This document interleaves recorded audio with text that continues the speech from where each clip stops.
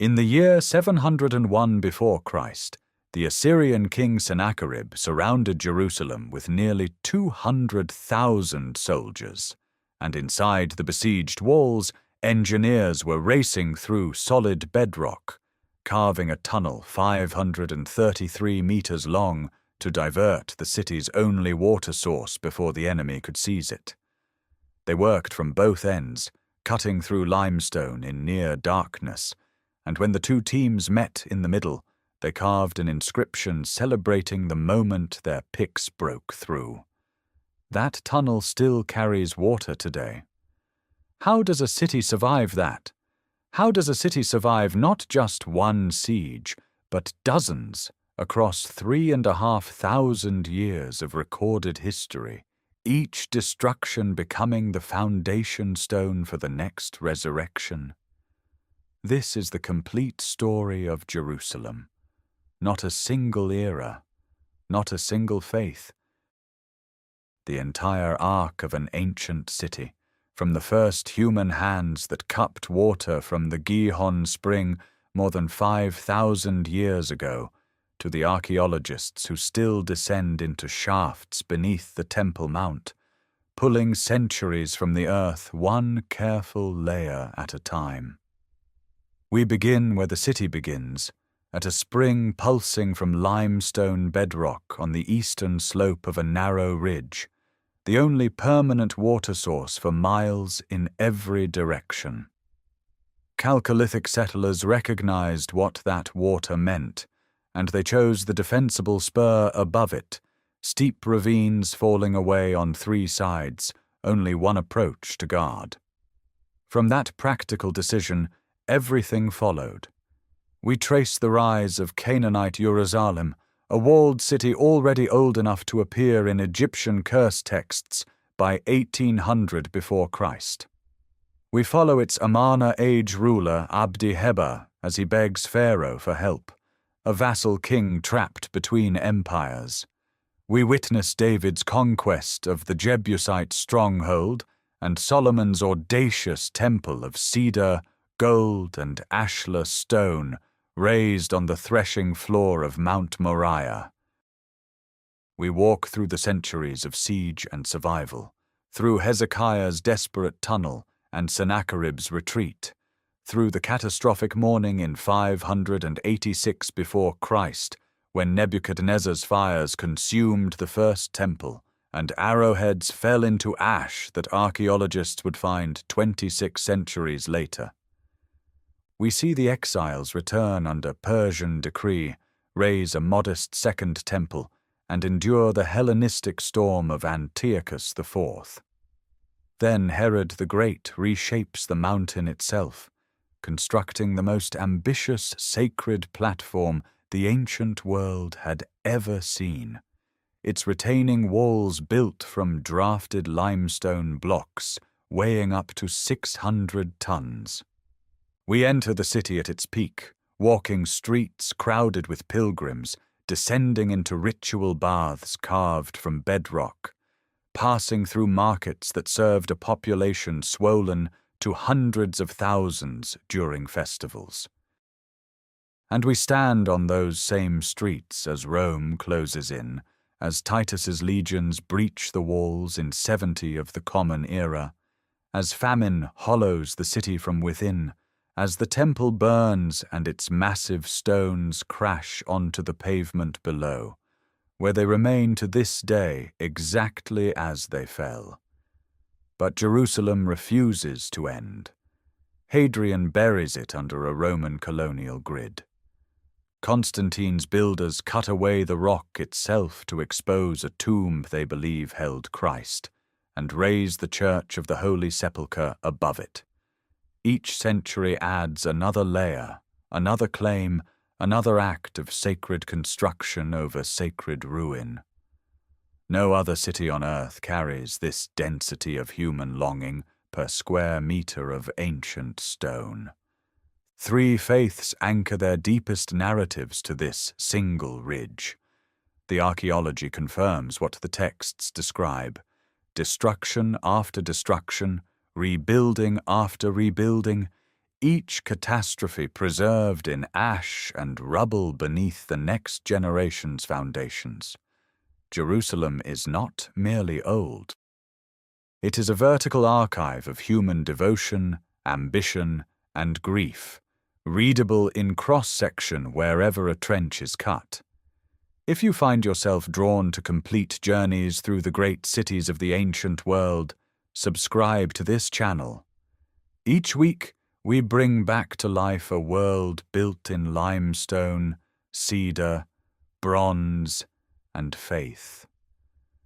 Now let us begin where every story of Jerusalem must begin, at the spring, at the water rising from bedrock, and at the first people who understood what it meant to build above it.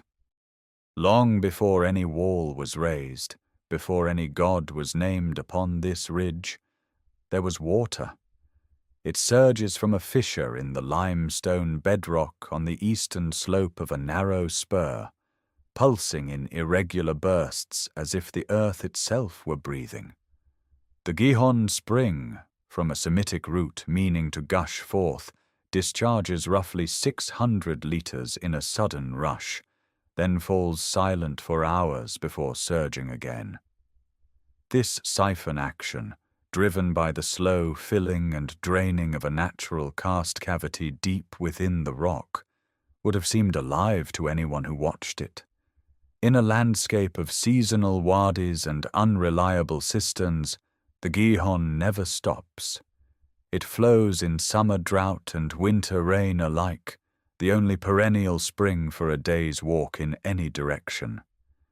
Everything that Jerusalem would become begins here, at this crack in the stone. The ridge above the spring runs roughly north to south, a tongue of pale limestone descending from a broader plateau. To the east, the Kidron Valley drops steeply towards the wilderness.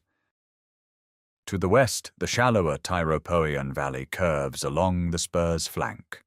Only from the north does the ground approach at grade, and even there the ridge narrows to a defensible saddle. The geology itself is a fortification. Cenomanian limestone, hard and workable, provides both building material and natural scarps. Pockets of terra rossa soil collect in the terraces below, enough to sustain small plots of barley and lentils. Wild olive and terebinth cling to the slopes. The spring waters a modest but reliable garden at the base of the hill. Sometime around 4,500 years before the Common Era, during the Chalcolithic period, the first settlers arrived. They left almost nothing: scattered flint tools, a few potsherds of coarse handmade ware with simple incised decoration, fragments of basalt grinding stones carried from distant volcanic fields. These traces, recovered from bedrock crevices on the eastern slope during 20th century excavations, mark no grand foundation. They mark a recognition. Someone understood that this ridge, with water at its foot and steep drops on three sides, was a place worth staying. The spring dictated the settlement's position with absolute precision. Habitation clustered not on the summit, where wind and exposure made life difficult, but on the lower eastern slope, close enough to reach the water without descending into the open valley floor. The ridge here is barely 60 meters wide. The entire habitable area of this earliest settlement would have fit inside a modest modern courtyard. Yet the logic was sound. Water, defense, and a commanding view of the approaches from the wilderness to the east, these three advantages would hold for 5,000 years. Through the late Chalcolithic and into the early Bronze Age, roughly 3,500 to 3,000 years before the Common Era, the settlement thickened. Pottery fragments from this horizon show the transition from handmade to slow-wheel forms.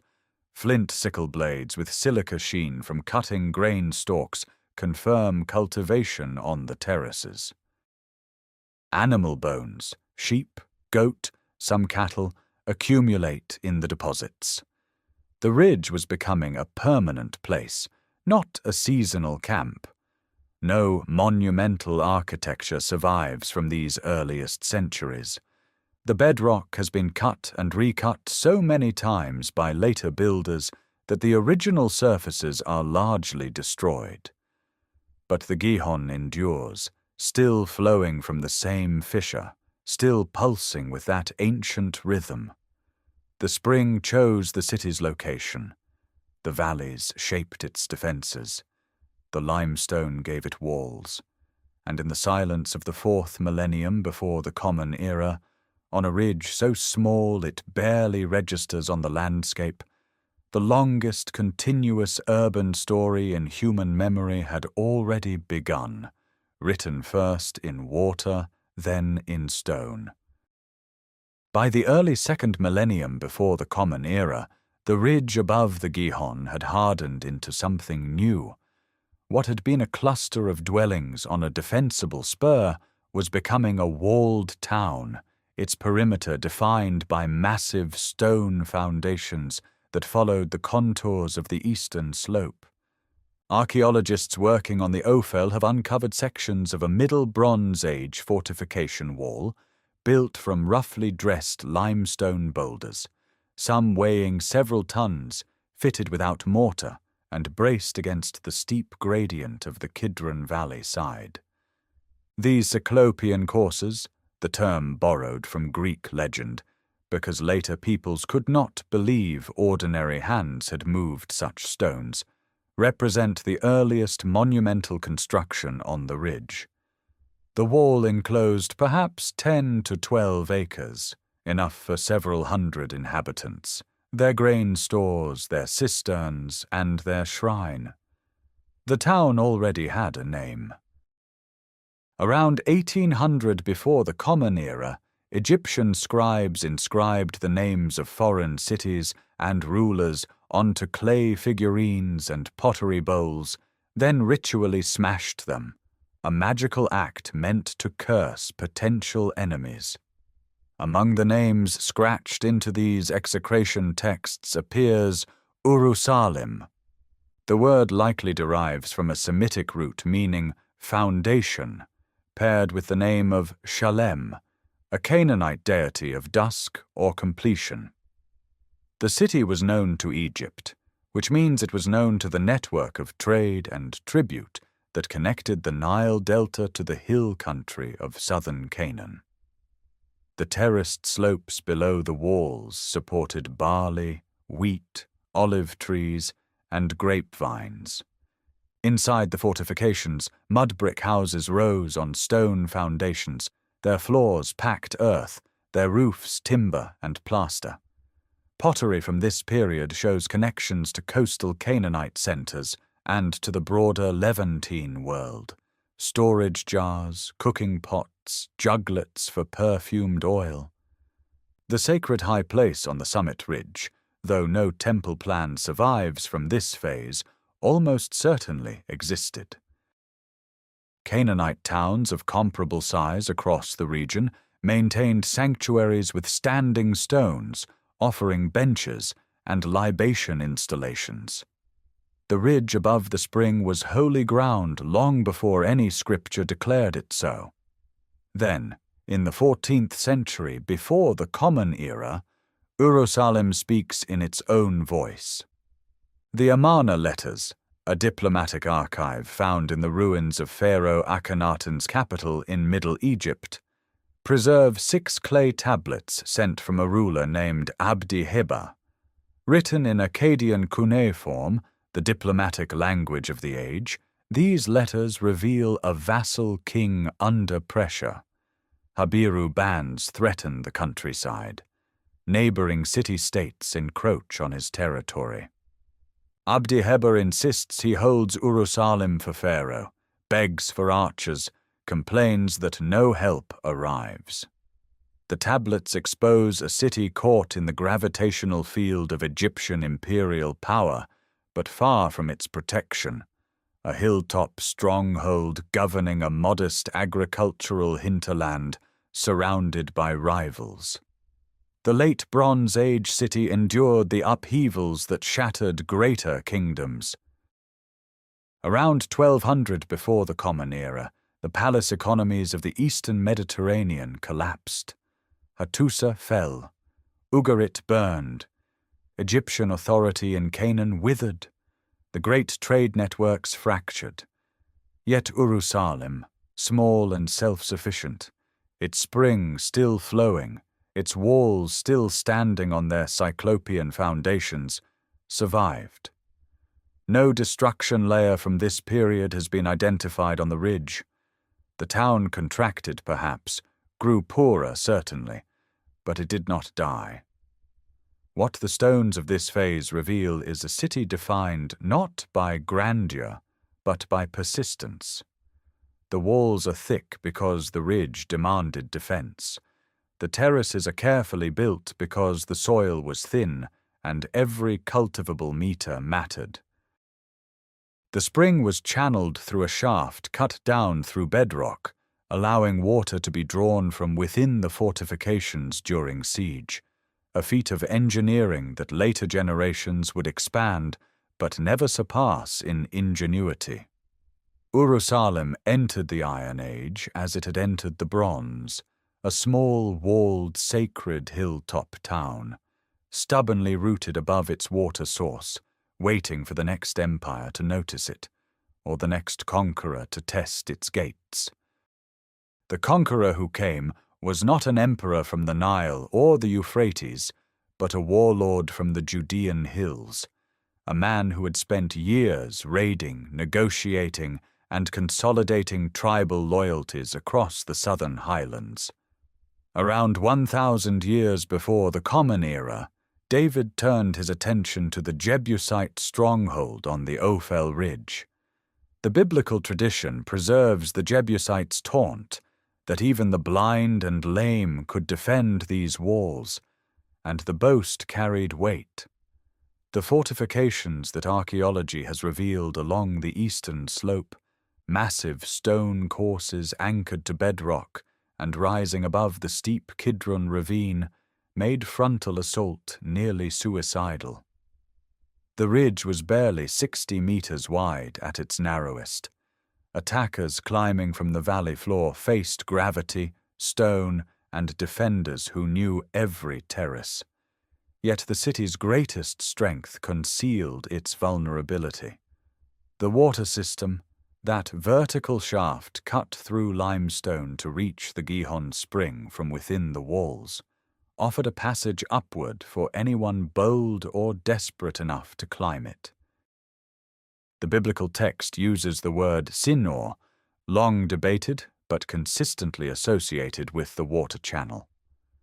Warren's shaft, discovered in the 1860s by Charles Warren's team tunneling beneath the city of David, revealed exactly such a vertical cast chimney connecting the spring cave to passages leading inside the fortified perimeter. Whether David's men ascended this precise shaft or exploited a related fissure in the water system remains uncertain. But the strategic logic is clear. Bypass the walls entirely by entering through the mountain's own plumbing. The city fell, and with its fall, something unprecedented occurred. David did not raise the walls or scatter the population. He occupied the stronghold, renamed it, and declared it his capital, a city belonging to no single tribe, positioned on the border between northern and southern territories, owing its political identity entirely to the king who seized it. This was calculated genius. A neutral capital, bound to no ancestral clan, could unite fractious highland communities under one crown without favoring any lineage. The physical city David inherited was small, perhaps 5 hectares clinging to the narrow ridge south of the later Temple Mount. The stepped stone structure, a massive terraced substructure of dry-laid boulders rising 13 meters above bedrock on the eastern slope, likely supported a royal compound at the ridge's summit. Whether this is the biblical Milo, the filling, remains debated, but its scale speaks of centralized labor and administrative ambition. Atop this platform, cedar timbers from Phoenician trade would have framed a palace modest by Mesopotamian standards, but unprecedented in the highlands. Then came the Ark. The tradition describes its procession into the city with music, sacrifice, and dancing, the portable shrine of the wilderness years finally given a fixed address. No temple yet, a tent, a tabernacle, a sacred precinct marked out on high ground. But the theological claim was staggering. The God of Israel now dwelt in David's city. Political capital and divine presence fused on a single ridge. The Gihon Spring, which had drawn Chalcolithic settlers 4,000 years earlier, now watered a royal city that claimed cosmic significance. Archaeology cannot confirm the Ark's arrival, but it confirms the transformation. The settlement expanded. New construction appeared on the western slope. Administrative infrastructure, storage facilities, fortification repairs, terracing for elite residences, marks a shift from Jebusite town to Israelite capital. Bulle and seal impressions from later strata suggest bureaucratic traditions rooted in this period. The city that had survived as a stubborn Canaanite outpost for 8 centuries now entered a new identity, no longer a vassal pleading with distant pharaohs, but the seat of a highland kingdom reaching toward regional power. The ridge had found its destiny, though the temple that would seal it still waited for the next generation to raise its stones. The next generation raised those stones. Around 970 years before the Common Era, the son of David undertook what his father had only envisioned, a permanent house for the God of Israel on the summit of Mount Moriah, the threshing floor purchased from Araunah the Jebusite, the exposed bedrock where wind swept across the highest point of the ridge. The biblical account describes a construction project lasting 7 years. Whatever its precise historical scale, the undertaking required something the Highland Kingdom could not produce alone.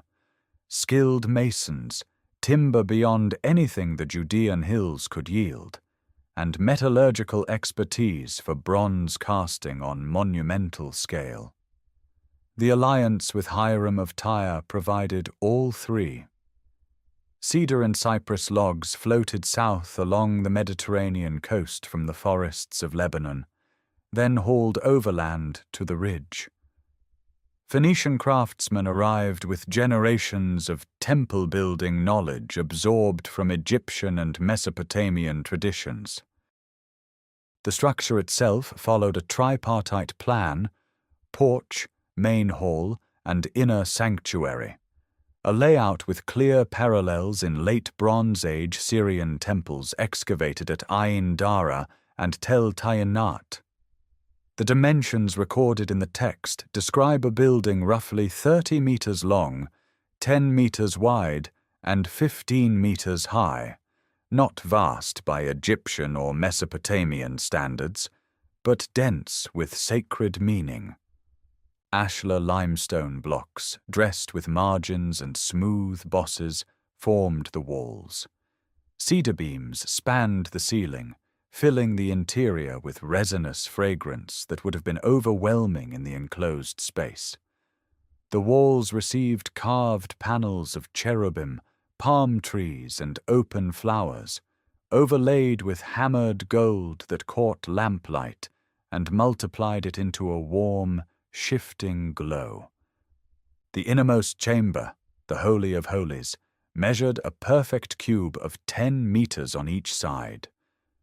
Within it stood 2 cherubim carved from olive wood, each 5 meters tall, their outstretched wings spanning the full width of the room, wingtip touching wingtip above the Ark of the Covenant.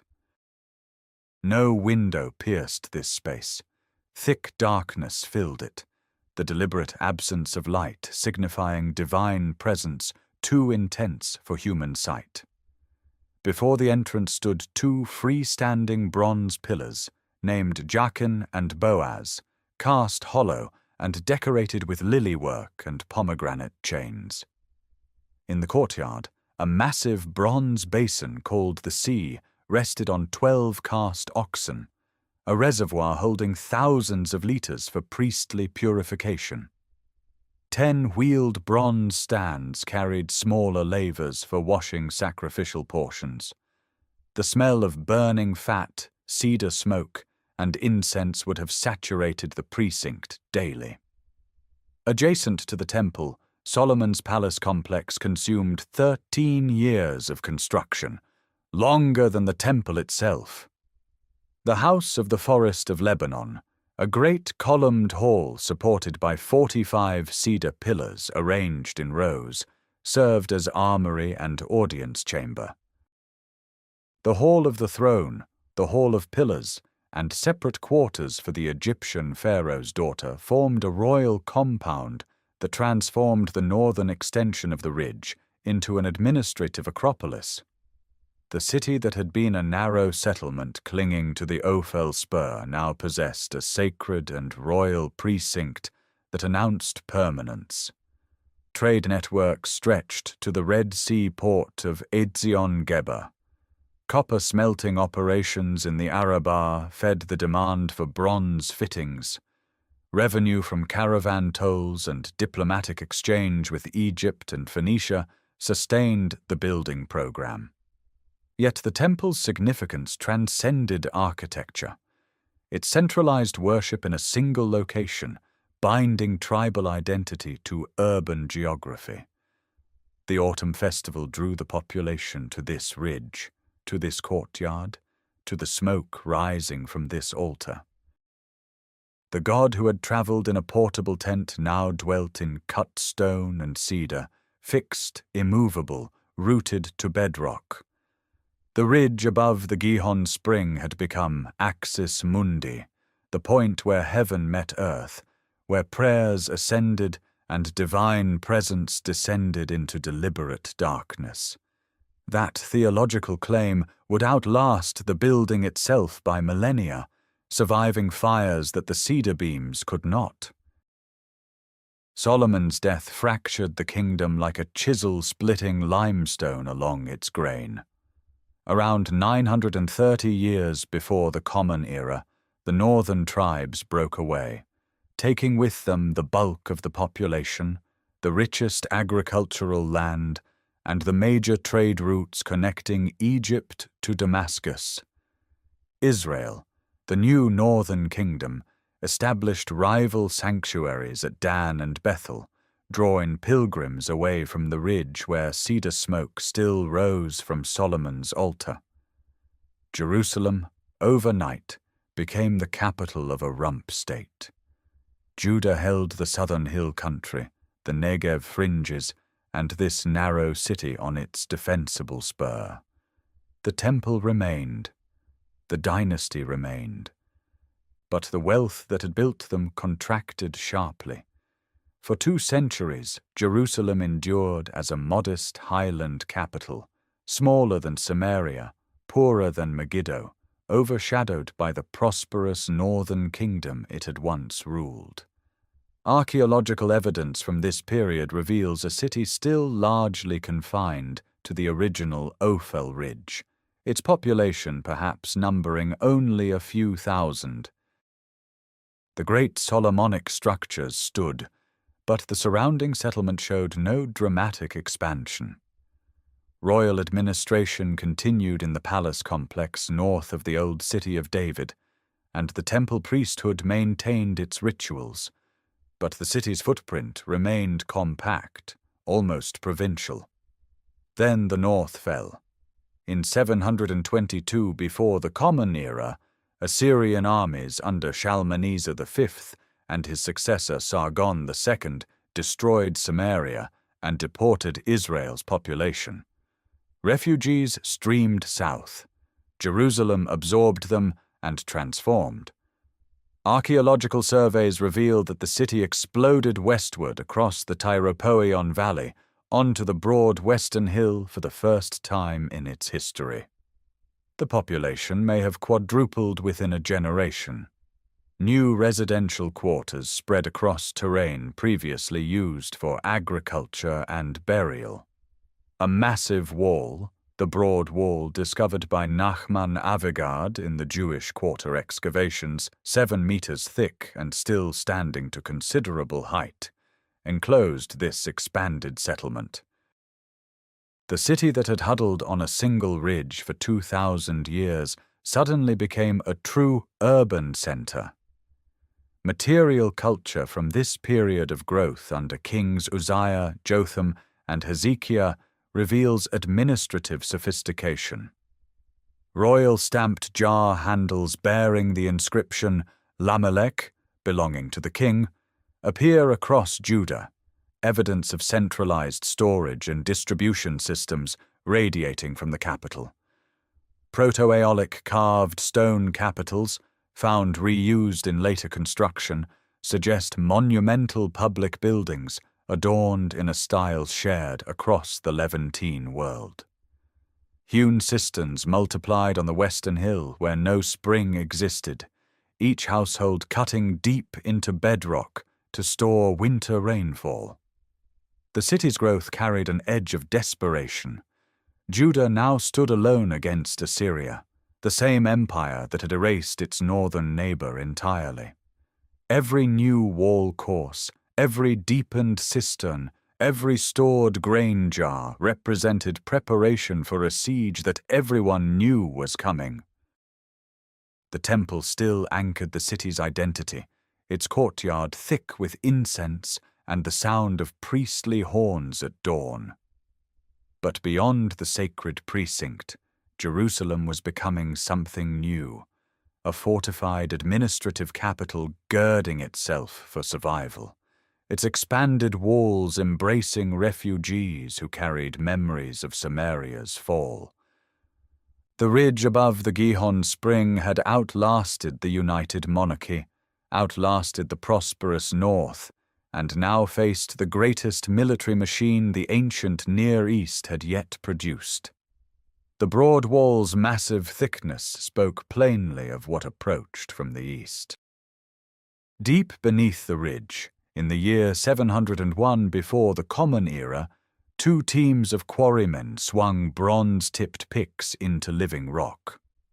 They worked from opposite ends, one crew entering from the Gihon Spring on the eastern slope, the other cutting inward from a pool at the southern tip of the city.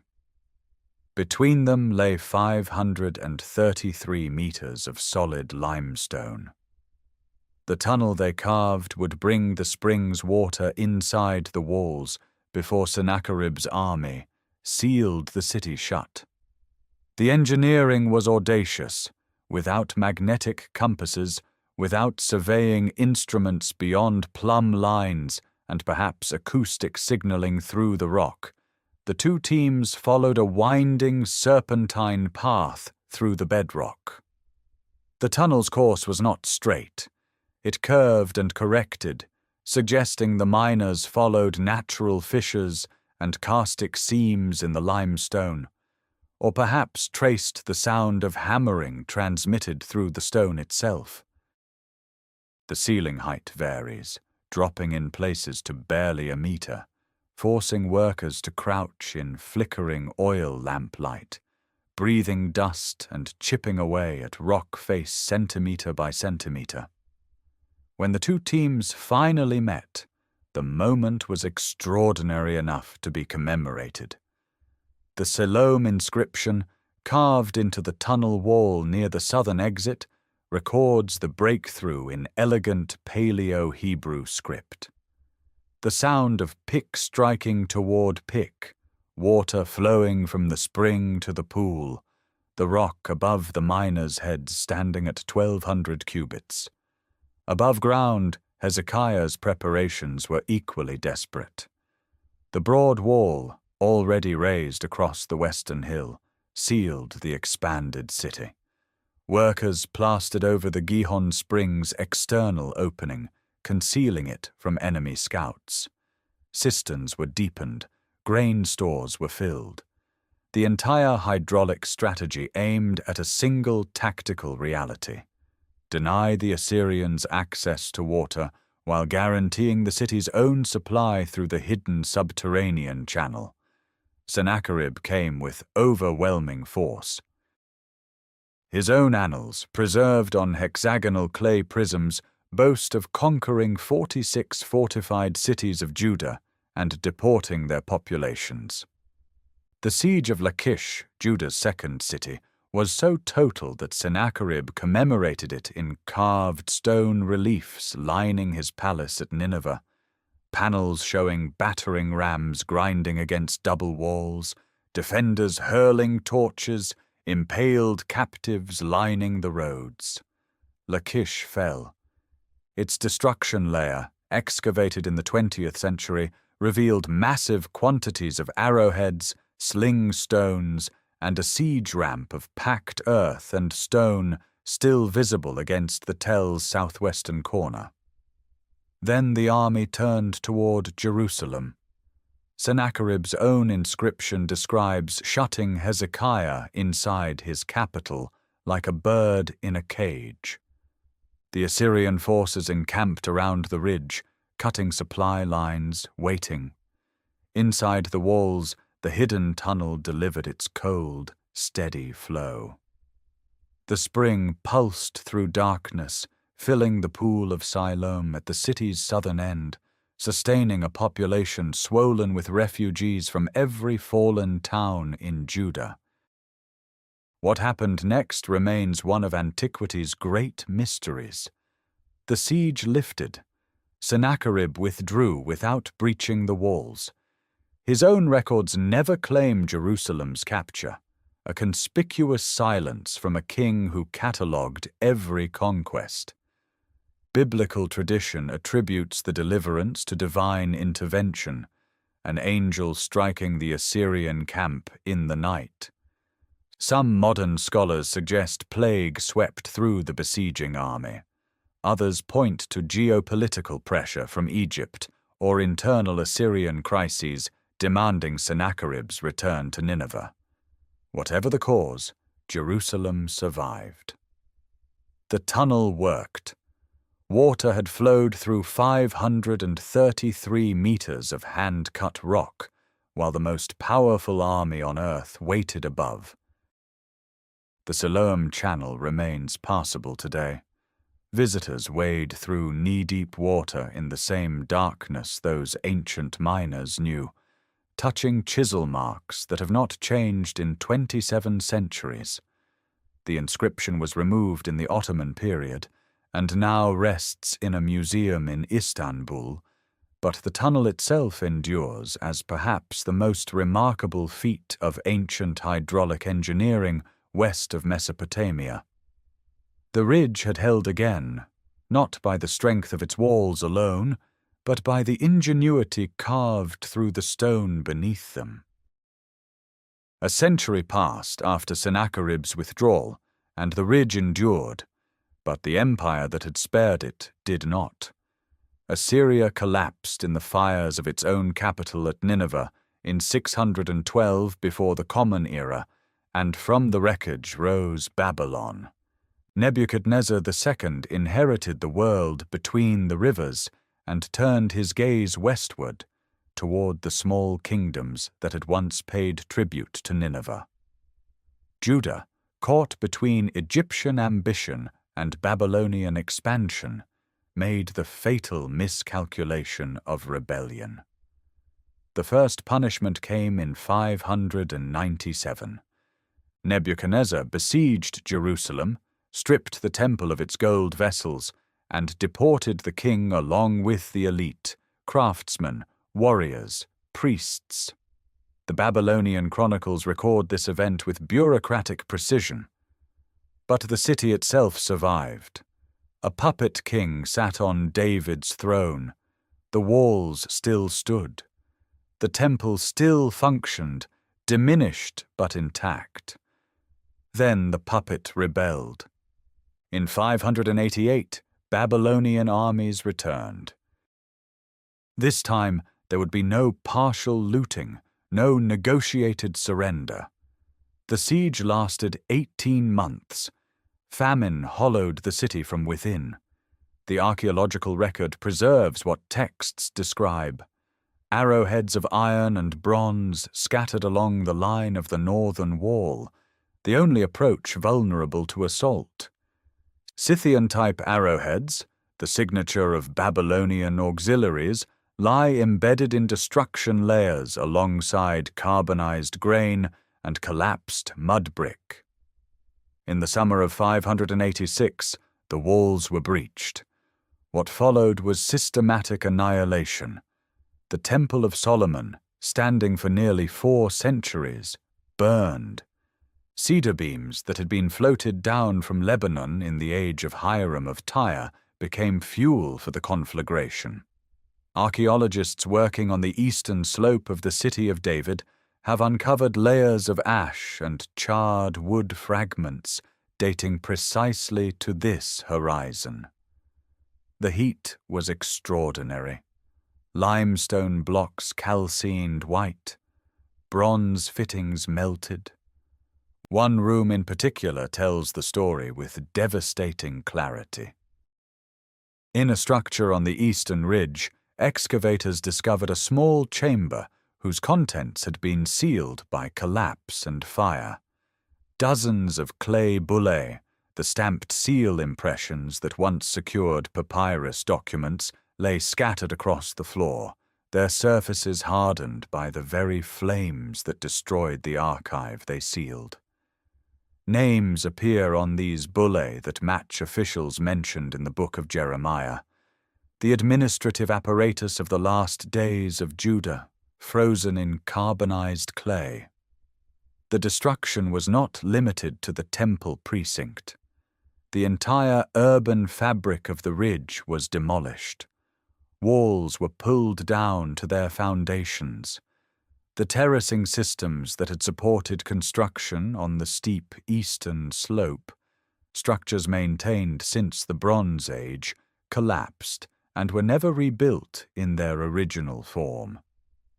The stepped stone structure, whatever its original function, was buried under meters of tumbled stone and burned debris. The population that survived faced deportation. The roads east filled with columns of exiles walking toward Babylon, leaving behind a landscape of ash and silence. The Gihon spring still pulsed from the bedrock. Hezekiah's tunnel still carried water to the Siloam pool, but no city remained to drink from it. For nearly 50 years the ridge lay largely abandoned, not empty of all habitation, but stripped of urban character, of walls, of sanctuary, of meaning as a capital. The destruction of 586 became the foundational trauma of an entire civilization. It generated psalms of mourning, prophetic literature of extraordinary power, and a theological revolution, the understanding that the divine presence was not bound to a single building on a single ridge, but could follow its people into exile. The physical city lay in ruins. The idea of the city became indestructible. Charred cedar and calcined stone marked the end of the First Temple period, but in the ashes lay the seeds of return, a longing so fierce it would rebuild these walls within 2 generations and sustain memory of this place across 26 centuries of subsequent catastrophe and resurrection. That longing crossed 500 miles of desert and river plain. In 538 years before the Common Era, Cyrus the Great of Persia issued a decree that shattered the logic of Babylonian exile. The cylinder texts and biblical accounts converge on a single policy. Displaced peoples could return to their ancestral lands and rebuild their sanctuaries. For the deportees settled along the canals of Mesopotamia, communities that had maintained their identity for nearly 50 years through scripture, Sabbath, and the memory of a burned temple. The decree opened a road westward through the Euphrates corridor, across the steppe, and back to the limestone ridge. The return was not a flood. It was a trickle. Zerubbabel, a descendant of the Davidic line, led the first contingent, perhaps 40,000 souls according to tradition, though the actual number was likely far smaller. What they found on the Ophel Ridge was desolation. The walls Nebuchadnezzar's sappers had dismantled remained heaps of tumbled fieldstone. The Temple Mount platform was a charred ruin, its ashlar courses cracked by fire, its cedar beams long since reduced to powder. Weeds grew through the paving stones. The Gihon spring still pulsed from bedrock, indifferent to catastrophe, but the terraces above it had collapsed into the Kidron Valley. Construction began almost immediately, though on a scale that would have made Solomon's architects weep.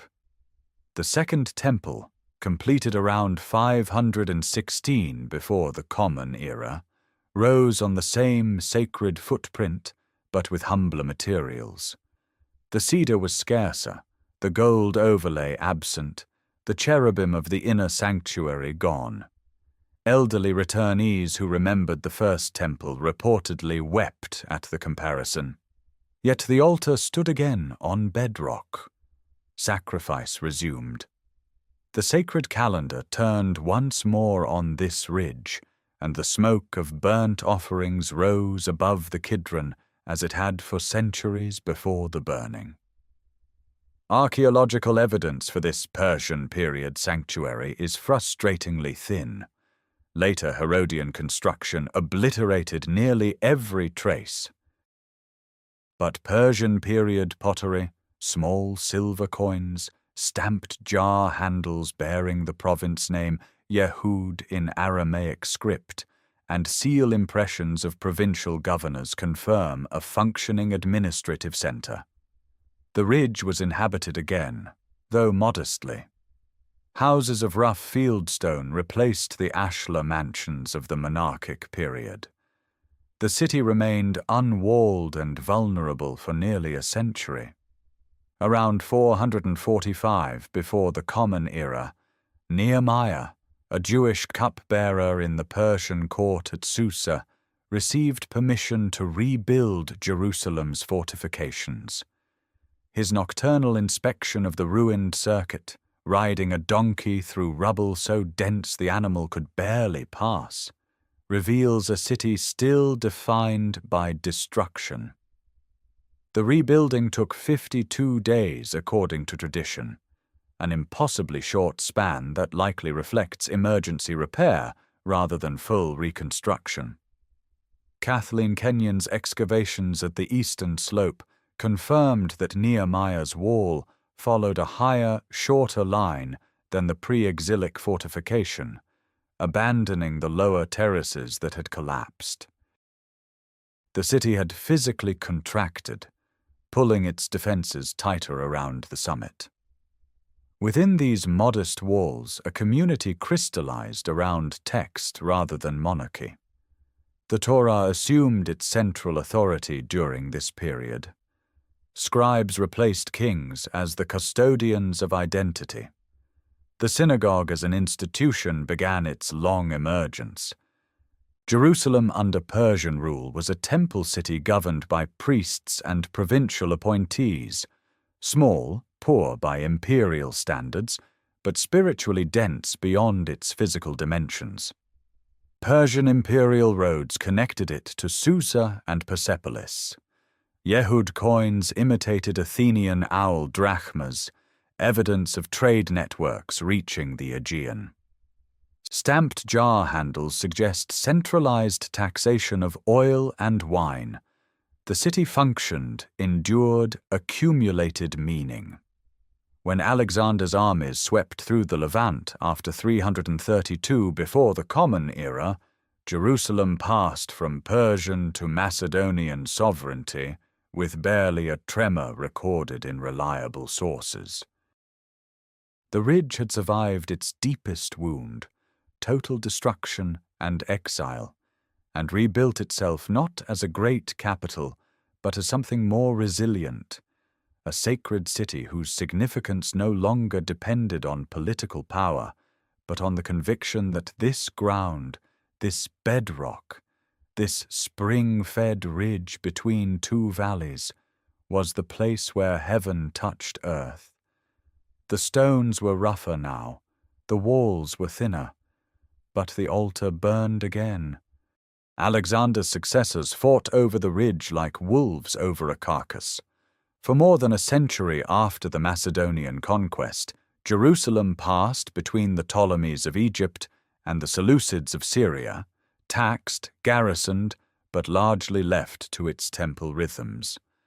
Ptolemaic rule brought Greek-speaking merchants into the lower city, papyrus replacing leather for administrative records, Attic silver drachmas circulating alongside older Persian coins in the market stalls. The high priest governed internal affairs. Greek became the language of commerce and diplomacy, while Aramaic held the streets and Hebrew held the liturgy. The transformation accelerated after 198 before the Common Era, when the Seleucid king Antiochus III seized the city from Ptolemaic control. His successors pressed harder.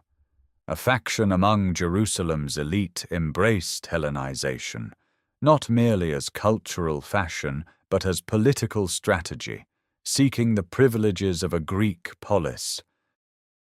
Around 175 before the Common Era, under Antiochus IV, called Epiphanes, a gymnasium rose near the Temple Mount itself.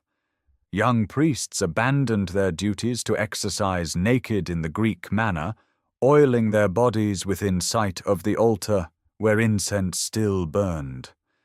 The archaeological record preserves this collision in ceramic forms, Greek-style oil lamps and fine tableware appearing suddenly in destruction layers alongside traditional Judean cooking pots.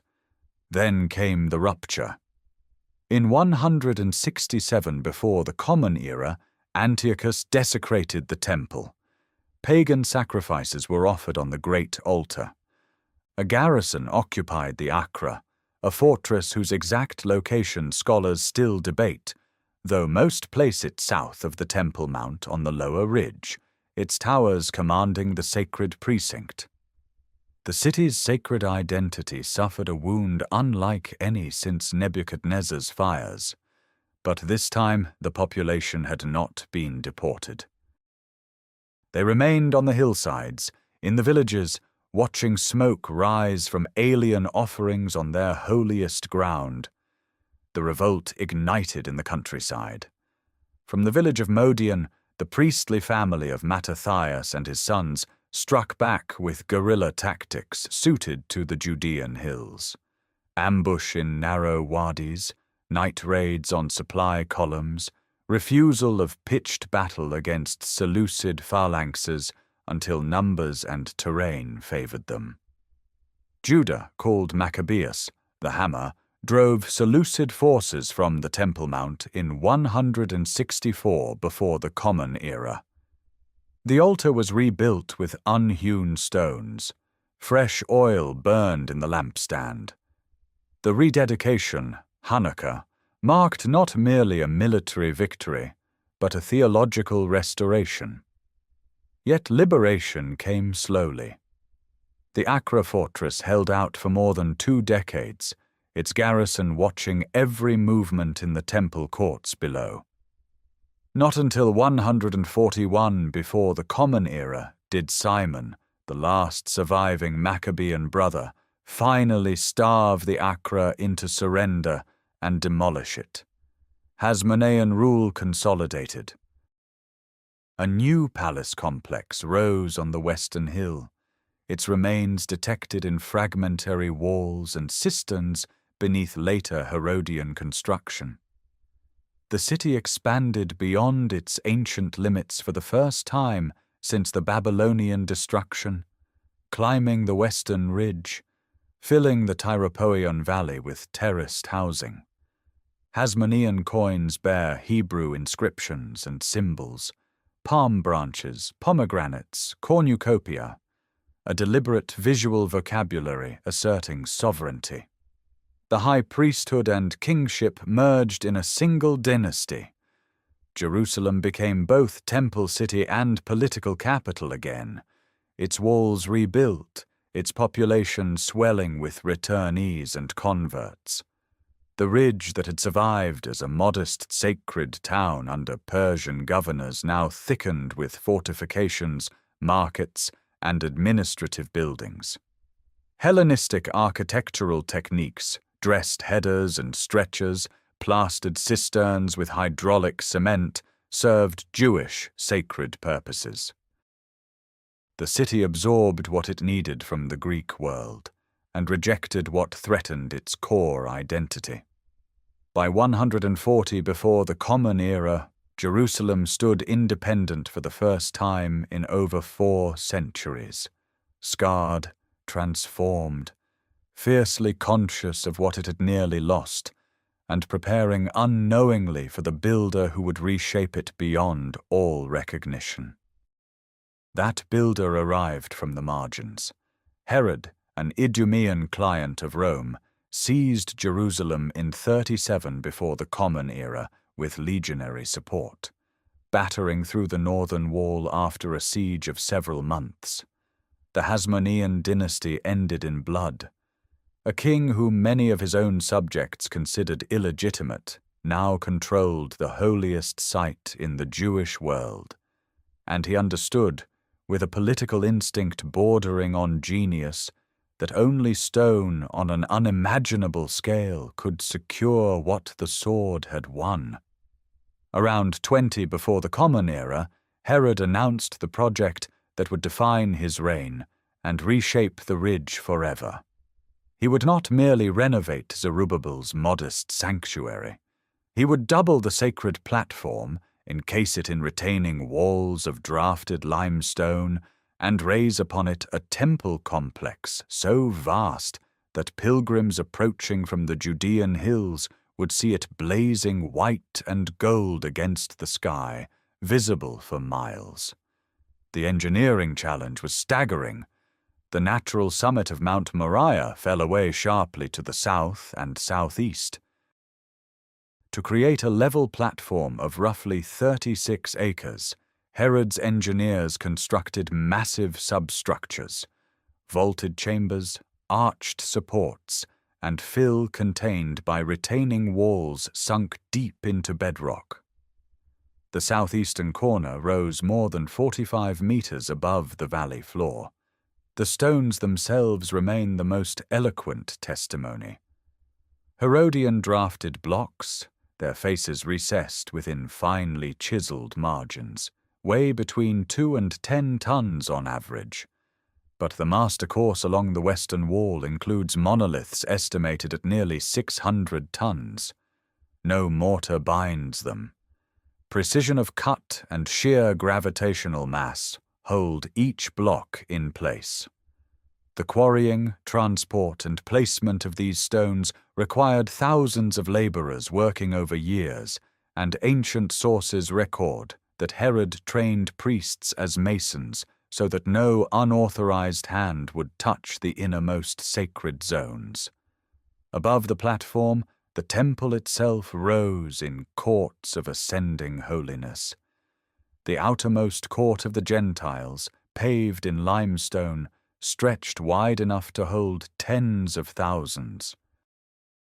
The royal stoa along the southern edge featured 162 Corinthian columns arranged in 4 rows, creating a basilica of extraordinary grandeur, a space for commerce, adjudication, and the exchange of currency required for temple offerings. Robinson's Arch, its spring stones still visible in the southwestern corner, carried a monumental staircase from the street below up to this colonnade. At the platform's opposite corner, a stone bearing the Hebrew inscription marking the place of trumpeting told priests where to stand and sound the shofar, announcing Sabbath.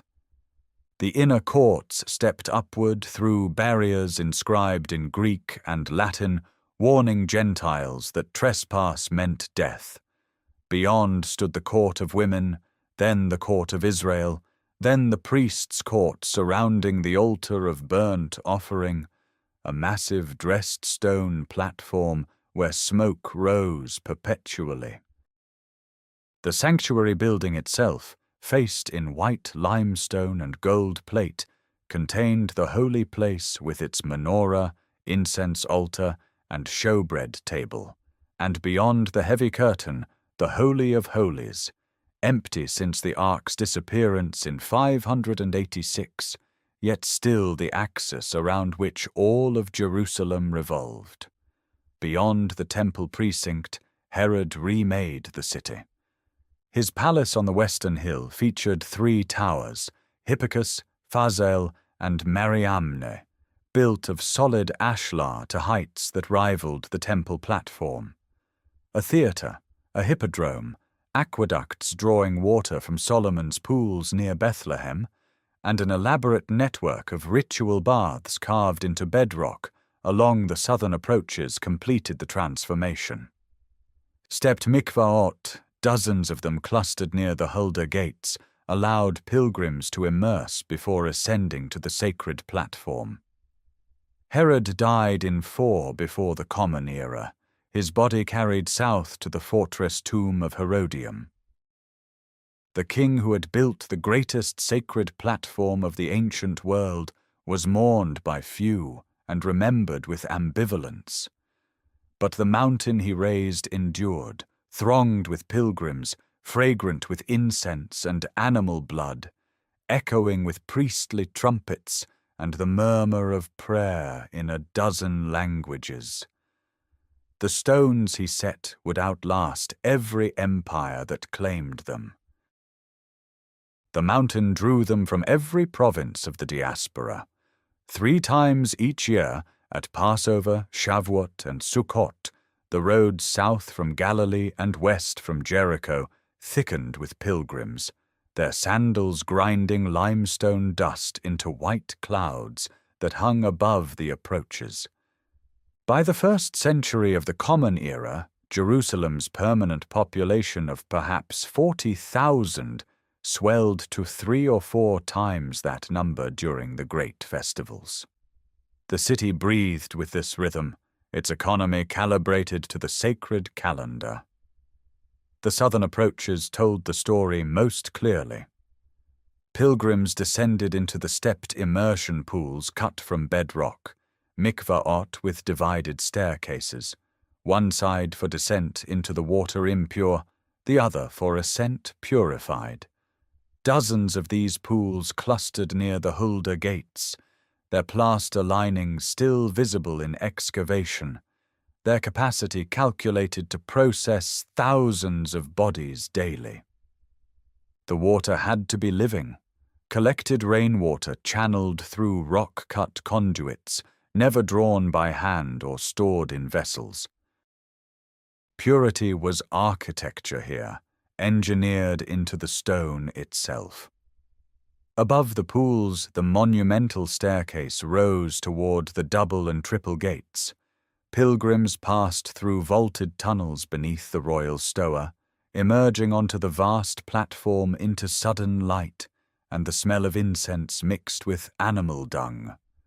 The court of the Gentiles functioned as marketplace and gathering space, money changers converting foreign coinage into Tyrian shekels acceptable for the temple tax, vendors selling doves and unblemished lambs for sacrifice. The sound was tremendous. Bleating animals, haggling voices, the distant blast of silver trumpets marking the hours of offering. The priesthood numbered in the thousands, organized into 24 courses that rotated weekly. Each morning before dawn, priests cast lots in the chamber of hewn stone to determine who would clear the altar ash, Who would slaughter the daily offering? Who would enter the sanctuary to burn incense on the golden altar? Their linen garments were woven without seam. Their bare feet touched cold stone floors, washed constantly with water channeled from the aqueducts. In the upper city, on the western hill, the priestly aristocracy lived in mansions of extraordinary refinement. Excavations in the Herodian quarter revealed mosaic floors, frescoed walls in Pompeian style, elaborate bathing installations, and imported tableware. Yet alongside the luxury stood a peculiar austerity. Stone vessels everywhere, cups, measuring jugs, large basins carved from soft limestone. Stone could not contract ritual impurity under Jewish law, and so these heavy, labor-intensive vessels replaced ceramics in wealthy households, a material theology made tangible. The workshops of the lower city produced these vessels on lathes, turning chalky blocks into elegant forms. Nearby, perfume makers distilled balsam oil from Jericho estates. Fullers bleached priestly garments. Butchers processed sacrificial remains, distributed to the priests as their sacred portion. The entire economy orbited the altar. Burial customs marked the boundary between the living city and its dead. Rock-cut tombs honeycombed the slopes of the Kidron Valley and the western ridges. Family chambers with loculi carved into walls where bodies decomposed for a year, before bones were gathered into limestone ossuaries. These small bone boxes, often inscribed with names scratched in Aramaic or Hebrew, preserve the only direct handwriting of ordinary Jerusalemites. Names like Yeshua bar Yehoseph, Miriam, Shimon, common names of common people whose bones rested within sight of the temple they had served. The city at its peak was dense, loud, fragrant with spice and smoke, governed by an intricate choreography of purity and sacrifice that touched every meal, every market transaction, every threshold crossed. It functioned as a living organism whose single purpose was to maintain the divine presence on the mountain, to keep the channel between heaven and earth open through perpetual offering. Every stone vessel, every immersion pool, every trumpet blast at dawn served that singular obsession. The city did not merely contain a temple. The city was the temple's body, extended outward into streets and workshops and tombs, all oriented toward the altar where blood met fire and rose as smoke toward the heavens. That smoke would cease. The channel between heaven and earth, maintained for 1,000 years through perpetual offering, would be severed in a single summer of fire and starvation, and the silence that followed would echo across 2 millennia. The fracture began not with Rome, but within the city itself. In 66 of the Common Era, the Roman procurator Gessius Florus seized 17 talents from the temple treasury. Jerusalem erupted. The daily sacrifice offered on behalf of the emperor was halted, an act of theological rebellion as much as political defiance.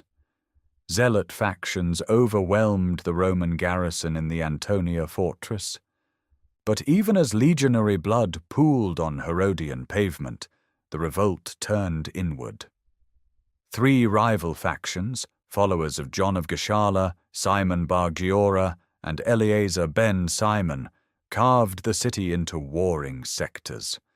They burned each other's grain stores. In a city designed to feed hundreds of thousands of pilgrims, stockpiled food went up in flames months before any Roman siege engine arrived. Vespasian methodically reduced Galilee and the countryside through 67 and 68.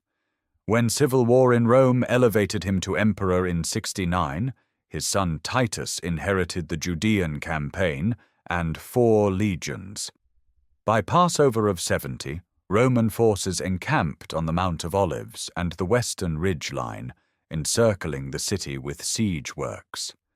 Titus commanded the 5th, 10th, 12th, and 15th legions, perhaps 60,000 soldiers facing a city swollen with festival pilgrims trapped inside.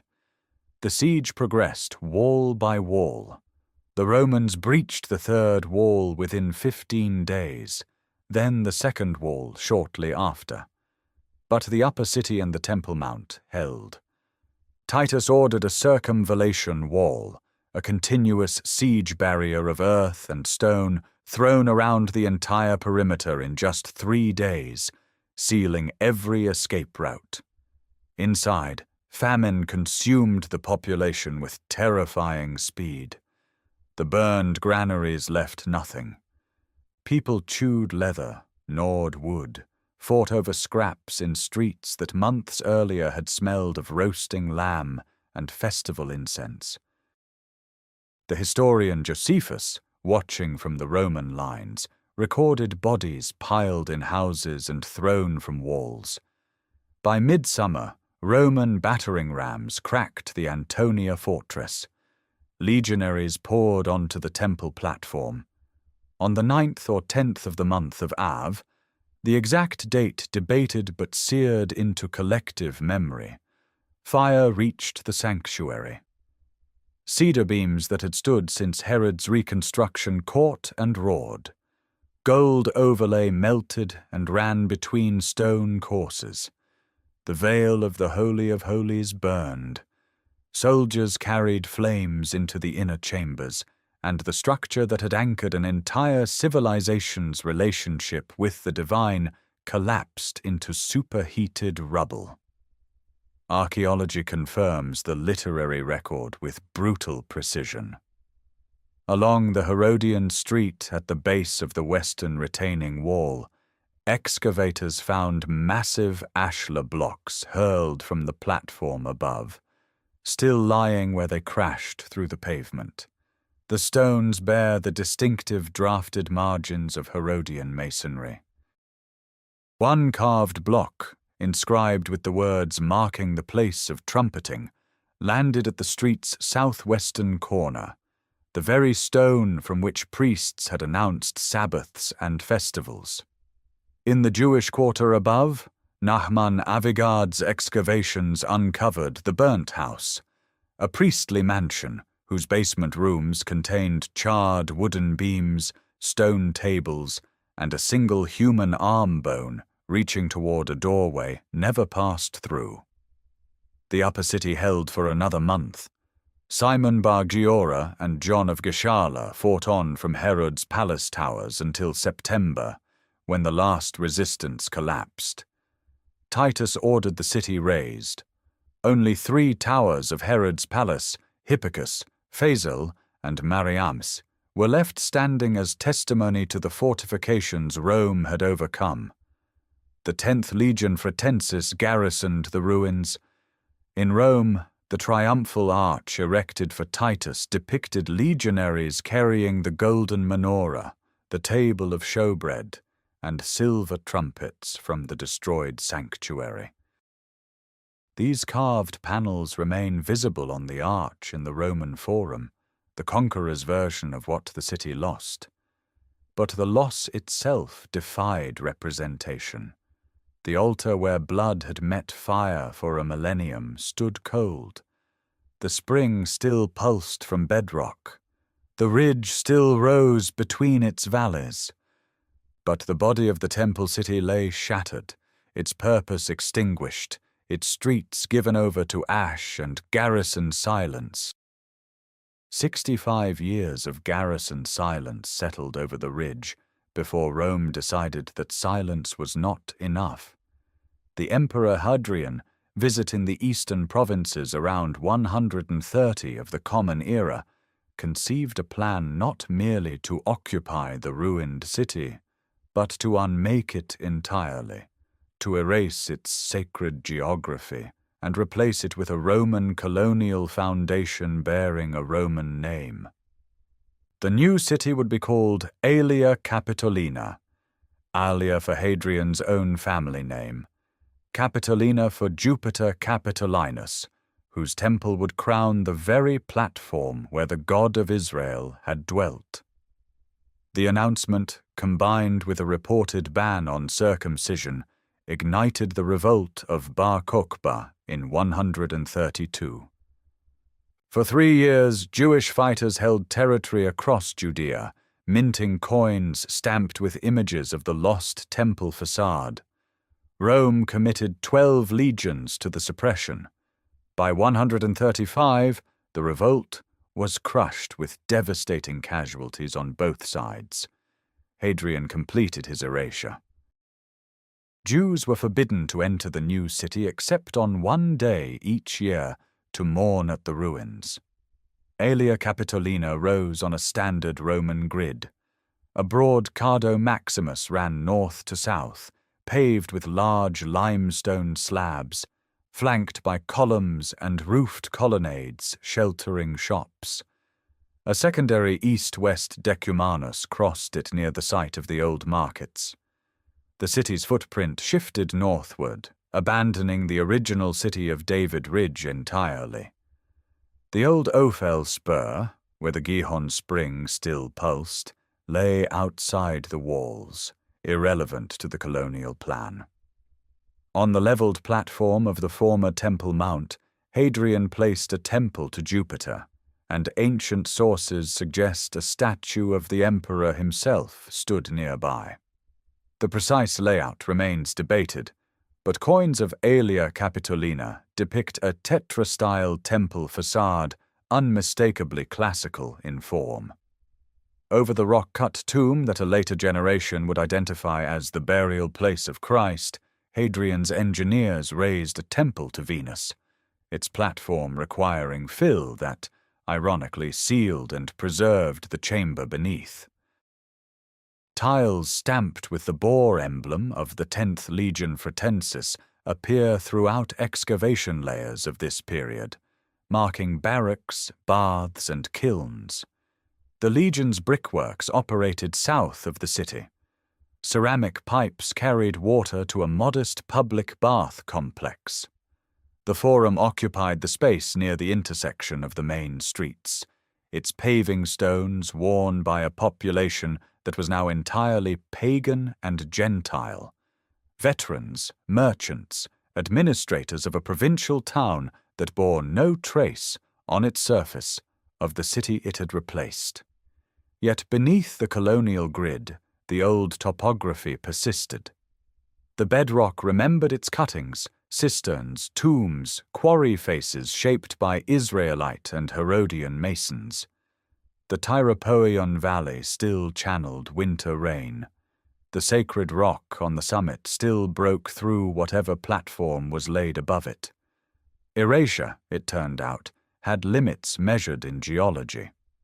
For nearly 2 centuries, Aelia Capitolina remained a minor Roman colony. Then, in 313, the Emperor Constantine legalized Christianity, and his mother Helena arrived in Jerusalem around 326 to identify the sites of the Passion. The Venus Temple was demolished. Workers cut away the surrounding rock to isolate a burial chamber that Bishop Macarius declared to be the tomb of Christ. Over it, Constantine's architects raised the Church of the Holy Sepulchre, a great rotunda enclosing the freestanding tomb, an open courtyard exposing the rock of Calvary, and a 5-aisled basilica facing east.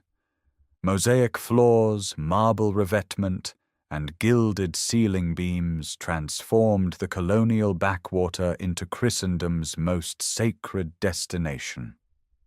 Pilgrims flooded the city. New churches multiplied, the Eleona on the Mount of Olives, the Hagia Sion on the western hill.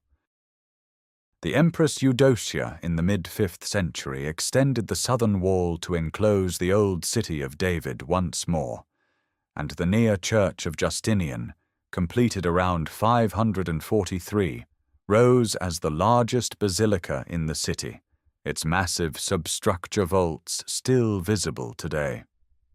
The Madaba map, a 6th century mosaic floor in a Jordanian church, preserves a bird's-eye image of Byzantine Jerusalem. The colonnaded cardo, the Holy Sepulchre's golden dome, churches crowding every quarter. The city had been remade yet again, not erased this time, but layered. Hadrian's grid survived beneath Byzantine pavement. The sacred rock endured beneath every altar. The spring still ran. And so the spring still ran, and the city it sustained entered its most lavish Christian century. By the late 500s, Jerusalem had become the supreme destination of the Mediterranean pilgrim world, a city where holiness was not merely remembered, but physically constructed. Stone by stone, mosaic tile by mosaic tile, into every street and courtyard. The colonnaded cardo that Hadrian had laid down as a Roman commercial avenue now served a different purpose. Its columns, sheathed in polished limestone, guided pilgrims southward from the Damascus Gate toward the Holy Sepulchre and beyond.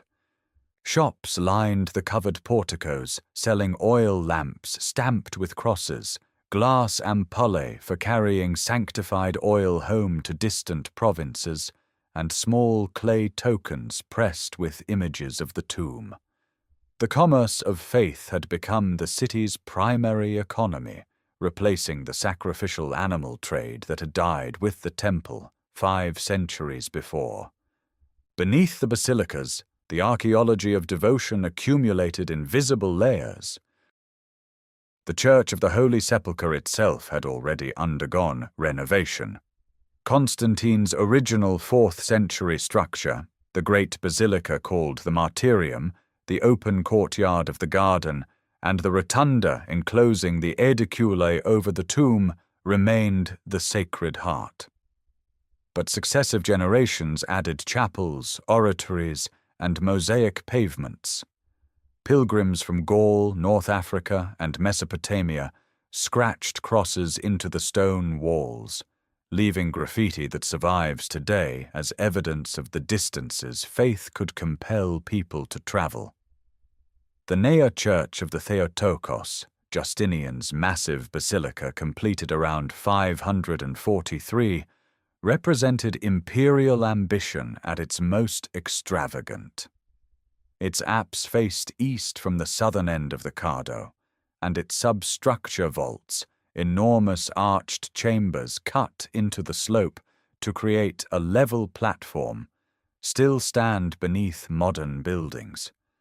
A dedicatory inscription found in the 1970s confirmed Justinian's patronage. The building rivaled the Holy Sepulchre in scale and announced that the emperor in Constantinople considered Jerusalem an extension of imperial prestige. Mosaic floors spread across the city like illuminated manuscripts laid flat. In churches, monasteries, and private chapels, tessellated pavements depicted vine scrolls, birds, fish, geometric borders, and inscriptions naming donors. The craft required millions of tiny stone and glass cubes, white limestone, red terracotta, blue and gold glass imported from coastal workshops. Each floor was a prayer made permanent, pressed into plaster and walked upon by generations of sandaled feet. Beyond the walls, the landscape itself became sacred infrastructure. The Mount of Olives bristled with churches and monasteries. The Kidron Valley held tombs venerated as belonging to prophets. Bethany, Bethlehem, and the Jordan River formed a network of pilgrimage stations connected by roads that the Byzantine administration maintained with military precision. Hospices sheltered travelers. aqueducts repaired since Roman times still carried water to cisterns throughout the city. Then, in 614, the Sasanian Persian army under General Shahrbaraz breached the walls. Churches burned. The Holy Sepulchre suffered severe damage. The relic of the true cross was carried away to Ctesiphon. Thousands perished or were enslaved. The Emperor Heraclius recovered the cross in 630, entering the city on foot in deliberate humility. But the restoration was brief. In 638, the Caliph Umar ibn al-Khattab received the city's surrender from Patriarch Sophronius. The Byzantine chapter closed quietly, without the catastrophic fire that had ended the temple. The churches remained standing. The mosaics kept their colors. A new faith now claimed the sacred rock on the platform where Solomon had built and Herod had rebuilt. Jerusalem did what it had always done. It absorbed the newcomer into its stone, added another layer, and endured. For 12 centuries after Umar's entry, the layers accumulated. Umayyad palaces rose south of the platform. Crusader churches crowned earlier Byzantine foundations. Ayyubid and Mamluk stonework thickened the streets. Ottoman walls, those of Suleiman the Magnificent, completed in 1541, enclosed the accumulated city in a circuit that still defines its silhouette. Each generation built upon the last, and the earliest strata sank deeper beneath the living surface. By the 1830s, Jerusalem's Bronze Age origins lay buried under 10 meters and more of compacted debris, ash, and rebuilding, a vertical archive that no one yet knew how to read. Edward Robinson arrived in 1838. An American biblical scholar with a surveyor's eye, he walked the walls and valleys with a measuring tape and a copy of Josephus. At the southern edge of the Temple Mount platform, he identified a stone arch springing from the retaining wall, the remnant of a monumental staircase that once carried pilgrims upward to the royal stoa. Robinson's arch, as it became known, was the first physical confirmation that Herod's descriptions were not literary exaggeration, but engineering fact. Robinson also identified the third wall's line and the pool of Siloam's location, anchoring textual geography to visible stone. 3 decades later, Charles Warren descended. Between 1867 and 1870, working for the Palestine Exploration Fund, he sank vertical shafts along the exterior of the Temple Mount walls, sometimes to depths of 20 meters, because Ottoman authorities forbade excavation on the platform itself. In darkness, by candlelight, his teams exposed course after course of Herodian drafted masonry, extending far below the present ground level. Warren documented the foundation courses resting directly on bedrock, proving the platform's builders had cut into the ridge itself to seat their walls. His tunnels revealed the full scale of what Herod had buried to create his level precinct. Yet these early explorers lacked stratigraphic method. It was Kathleen Kenyon, arriving in 1961, who brought modern excavation discipline to Jerusalem. On the eastern slope of the Ophel Ridge, her precise trenches cut through layer after datable layer. She exposed Middle Bronze Age walls, the Canaanite city of the execration texts, and above them, terraced fills of the Iron Age expansion. Her sections revealed destruction horizons, the Babylonian burning of 586 before the Common Era visible as a distinct band of charred material, ash, and collapsed mud brick. Each stratum told its century.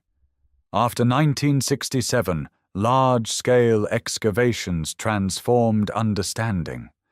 Benjamin Mazar's work south of the Temple Mount uncovered the Herodian street with its tumbled blocks, stones pushed from the platform's edge during the Roman destruction of 70, still lying where they fell. Nachman Avogard's excavations in the Jewish quarter revealed the Herodian mansions, their frescoed walls, mosaic floors, and stone vessels confirming the wealth described by Josephus. Ritual baths appeared everywhere, cut into bedrock, their plaster still intact. Excavation continues today. Each season exposes new fragments, bulla-bearing biblical names, First Temple period pottery, Babylonian arrowheads embedded in Iron Age walls, Byzantine mosaic pavements beneath medieval fill. The Siloam pool's full extent emerged only in 2004. A gold bell, perhaps from a priestly garment, surfaced near the drainage channel in 2011. The city yields its secrets reluctantly, one basket of earth at a time. What the stones reveal is not one city, but dozens, each built on the bones of the last, each claiming the same sacred ground, each destroyed and mourned and rebuilt. The Gihon spring still flows. The limestone ridge still rises between its valleys.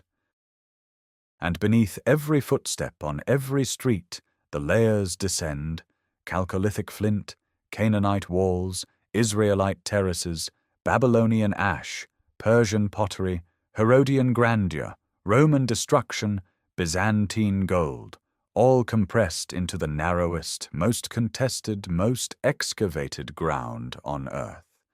Jerusalem endures because it was never only a city. It was an idea made of stone, and stone remembers everything. Thank you for walking through these ancient streets across all 15 chapters. If this journey through Jerusalem's millennia moved you, consider subscribing so you never miss the next story we uncover from the deep past.